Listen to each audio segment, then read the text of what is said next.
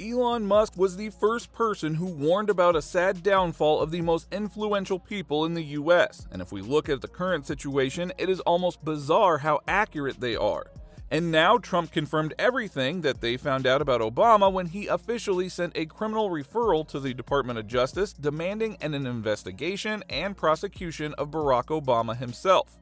According to Trump, the ex-president allegedly laid the groundwork for years of targeted manipulation, and Trump officially referred to the DOJ to investigate Obama for crafting legal mechanisms that help push the now-debunked Russia narrative against Trump.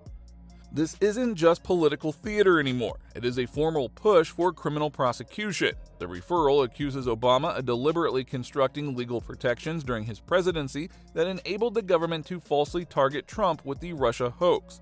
According to the documents, it was a premeditated effort to sabotage the next administration and ensure political dominance through executive overreach. These are just some of the mind-boggling revelations, so let's explain everything. So, Trump's DNI, Tulsi Gabbard, made historical allegations against the ex-president calling for accountability and possible legal action against Obama. She claims that they were involved in what she described as a coordinated effort tied to the 2016 election that misled the public about foreign interference. Trump said it during his talk in the White House. Obama's been caught directly. So people say, oh, you know, a group. It's not a group, it's Obama. His orders are on the paper. The papers are signed. The papers came right out of their office. They sent everything to be highly classified. Well, the highly classified has been released, and what they did in 2016 and in 2020 is very criminal. It is criminal at the highest level. The newly released documents didn't hold back. They named names. Barack Obama, along with his top national security officials, they are all listed. James Clapper, John Brennan, and others tied to the inner circle. According to Gabbard, top officials manipulated and withheld critical intelligence from the American people. They used their power very unfairly, manipulating how foreign threats were being depicted during the 2016 election cycle. And now, with Trump's direct order, Tulsi Gabbard officially sent a criminal referral to the Department of Justice based on those findings and said, "Deliver the accountability that President Donald Trump, his family, and the American people deserve." As of now, DOJ officials aren't confirming who exactly the referral targets are, but the list speaks for itself. When asked directly who should face criminal investigation following Gabbard's referral, Trump didn't hesitate, saying, "President Obama, he started it," he said.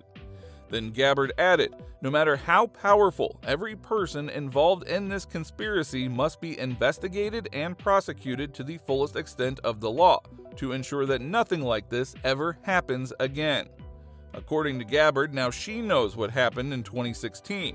She has all the names, all the documents, she wants consequences that match the scale of what was done. Then Trump claimed that his administration already has the key documents. And according to Tulsi Gabbard, there are thousands more on the way. The president pointed the finger straight at Obama. But Trump didn't stop there. He said Obama got the idea from crooked Hillary Clinton, mocking her as crooked as a $3 bill.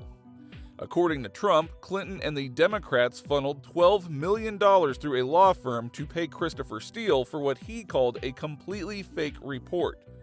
Now, according to the White House, that now infamous dossier, discredited by multiple sources, was funded by the Clinton campaign and the DNC using legal intermediaries at Perkins Coie. That infamous anti-Trump dossier? It was used as the foundation for secret FISA warrants to spy on former Trump aide Carter Page. Even though parts of the intel community reportedly dismissed the dossier as internet gossip, big names like James Comey, Andrew McCabe, and John Brennan allegedly pushed to include it in the official 2017 intelligence assessment. That is the same report that helped shape years of media narrative. Trump didn't mince words. He said it took 2 years to figure that out, but it came out that it was a total fake report. It was made-up fiction, and they used that. The Steele report was a disaster. All lies, all fabrication, all admitted fraud. Now, what is even more interesting is, even before these claims came from the White House, Elon Musk was openly slamming what he saw as political manipulation by top Democrats and their media allies, especially when it comes to the Trump-Russia narrative.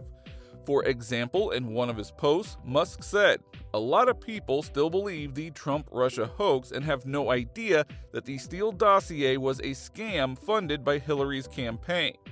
He was responding to journalist Glenn Greenwald, who had accused CNN's Jake Tapper and others of pushing false claims about Russia and Hunter Biden. Musk didn't hold back, saying that people had been misled and that the media never fully admitted what happened. In another post, Musk shared a chart from the Epoch Times showing connections between government agencies and media coverage during what has been called Spygate. Musk made it clear, even if some Russian interference occurred, the way the story was pushed, especially the now discredited Steele dossier, wasn't acceptable.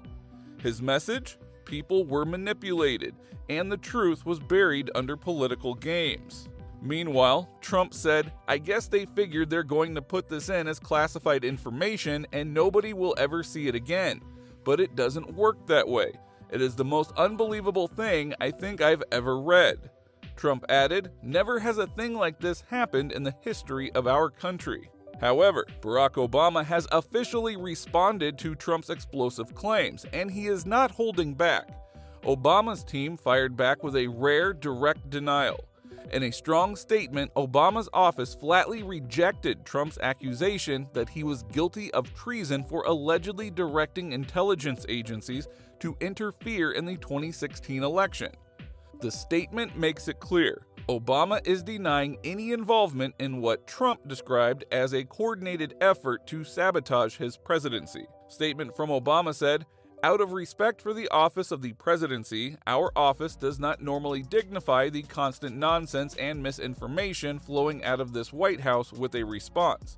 But these claims are outrageous enough to merit one.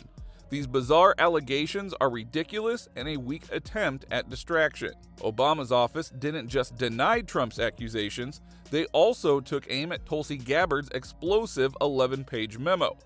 In that report, Gabbard claimed that there was treasonous conspiracy involving top Obama-era national security officials and said that she was turning over the evidence to the DOJ for possible prosecution. But in their response, Obama's team pushed back hard, saying, "Nothing in Gabbard's document changes the core conclusion that Russia tried to influence the 2016 election, but there's no proof they actually changed any votes."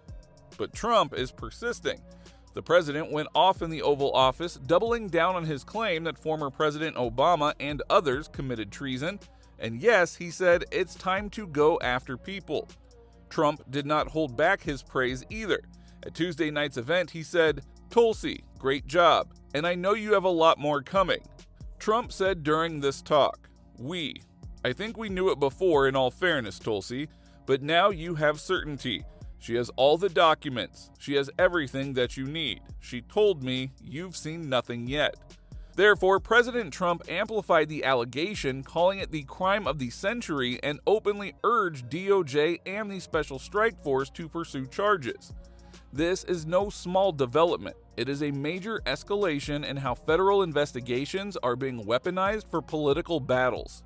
If the Department of Justice actually moves forward, we are looking at a high-stakes legal storm that could trigger fights over how far investigative powers can reach, whether former presidents are truly protected by executive immunity, and if someone like Obama can be prosecuted for decisions made while in office. The most extreme outcome? An actual indictment, a public trial, and even convictions. Though Obama's legal team would likely lean hard on past Supreme Court rulings that outline serious limits when it comes to charging a former president. And the fallout could be massive. Constitutional chaos, intense partisan warfare, and the legal precedents that completely change how presidential transitions and intelligence oversight are handled from now on. Now, Trump and Obama have always been on opposite ends of a very public political war, but this time things have hit a new level. Years of back and forth policy clashes and personal attacks have now evolved into what might become a full-blown legal face-off. Trump is backing Gabbard's criminal referrals while Obama is fighting back against what he calls a smear campaign filled with lies. And with new investigations heating up as the next election cycle begins, the stage is set for chaos.